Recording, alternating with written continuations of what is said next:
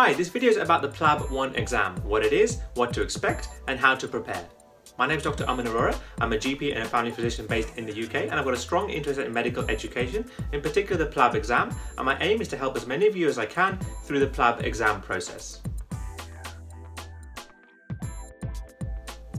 So PLAB 1 is part of a two-part PLAB assessment process for doctors who have trained in certain parts of the world to see whether they can come and work in the UK as doctors.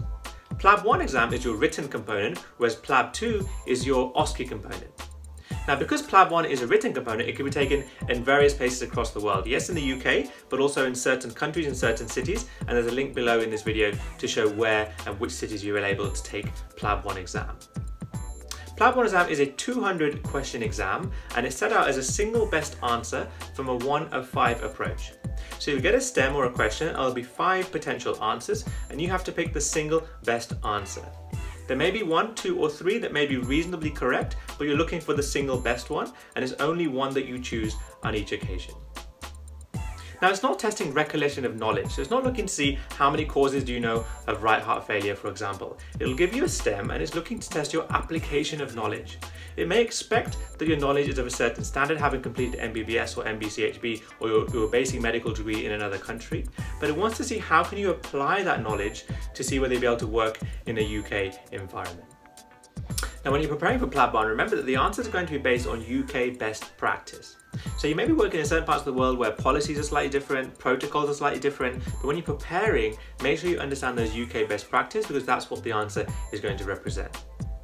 Now, you can be tested on acute presentation, so common things that attend an emergency department, or you could be tested on more long-term chronic conditions that may present to primary care or a family physician in the UK. Questions might be based on diagnosis, so you get a certain presentation and look and see what is the most accurate diagnosis or most reasonable diagnosis. You could be tested on investigation, so what would be the first or most appropriate investigation in a particular presentation, for example. It could be based on management, so based, like I said, management of acute problems or management of more chronic long-term conditions.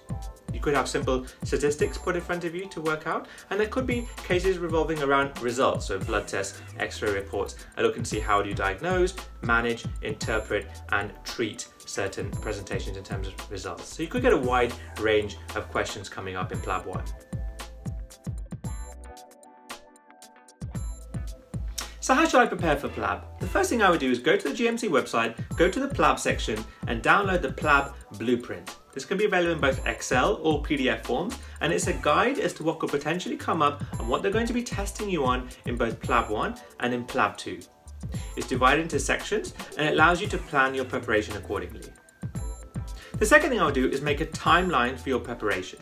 When you know what date your PLAB 1 exam is, split it into how many days, weeks, months are left, and try and have a plan as to how to cover all that information in the PLAB blueprint. Often when we prepare for exams, it's quite last minute, it's quite sort of rushed, there's no real plan as to where we're going, and sometimes that can lead to ineffective preparation, and it can mean that when you get to your date of your exam, you've missed out quite a lot of work that potentially could have been done if time had been planned more effectively. Think about attending a course or a webinar. There are many courses and webinars out there for PLAB. We run our own courses and webinars, and sometimes it's useful to get a lot of information into a very condensed time, saving you time and effort when you're working on your own, but it's not for everyone, and it's something that you should just consider and see if it will benefit yourself. Social media is really important. There are many Facebook groups in terms of PLAB preparation. We have our own Arora PLAB Facebook group where we give key free information, free education, free tips for PLAB 1, but there are many others where you can get access to things like this and questions for learning together as a group.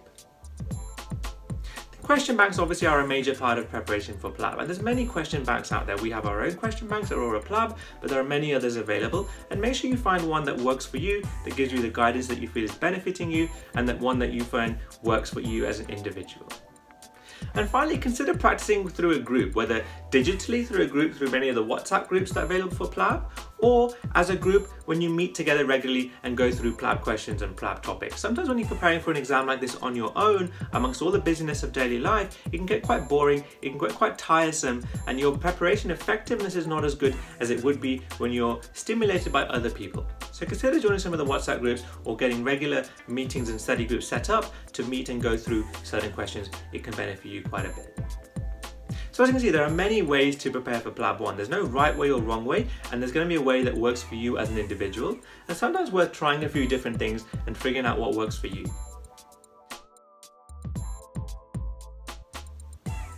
Now hopefully that video has been of some benefit to you. If you have any further queries or advice or any tips that you want me to make videos on in terms of PLAB, please let me know. My details should be down below, just give me a contact.